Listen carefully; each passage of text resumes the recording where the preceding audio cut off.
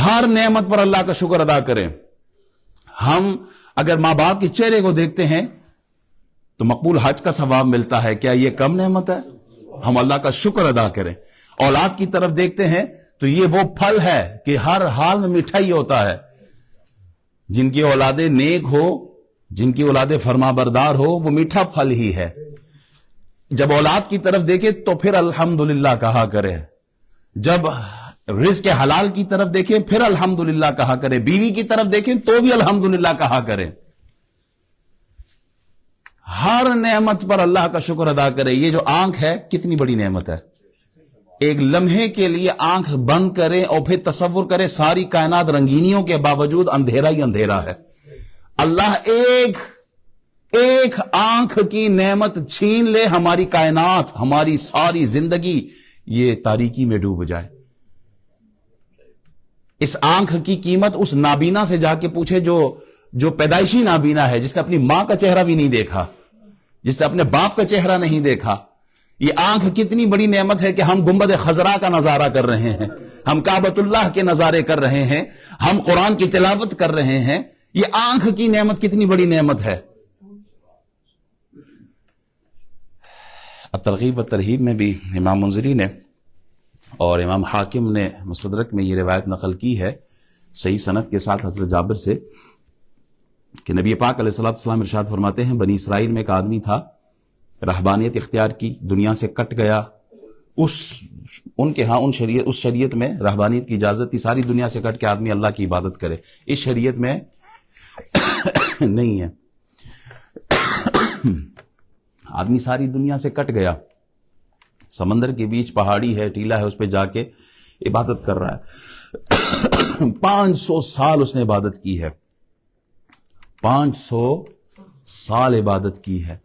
اللہ نے اس کے کھانے پینے کا انتظام کیا کہ وہاں پر انار کا درخت لگا کے دے دیا اور وہاں میٹھے پانی کا چشمہ جاری کر دیا.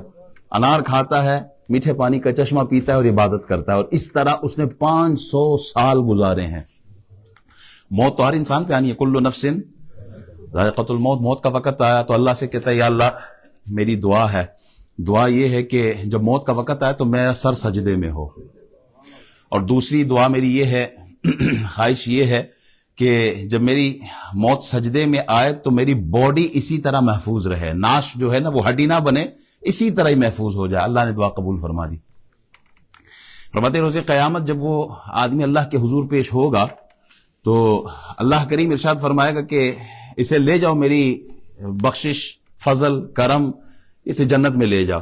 وہ دل ہی دل میں سوچے گا کہ اگر جنت یہ تیری بخشش کا نتیجہ ہے، صلہ ہے، اور تیرے فضل سے ہی مجھے جنت ملی ہے، تو پھر وہ میری 500 سالہ عبادت جو بے ریا عبادت ہے اس کا کیا صلہ ہے.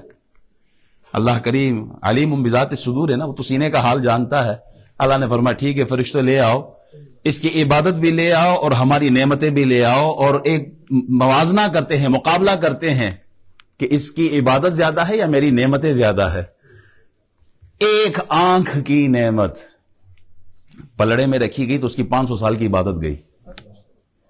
صرف ابھی وہ وَإِن تَعُدُّوا نِعْمَةَ اللَّهِ لَا تُحْصُوهَا کہ اتنی نعمتیں اللہ نے دی کہ ہم گن نہیں سکتے. اللہ چیلنج کر رہا ہے، نہیں گن سکتے. ان ساری نعمتوں میں صرف ایک نعمت اللہ لے آیا. وہ کون سی نعمت؟ آنکھ کی. آنکھ کی نعمت کو پلڑے میں رکھا تو 500 سال کی عبادت. فرشتوں اب اسے جہنم میں لے جاؤ،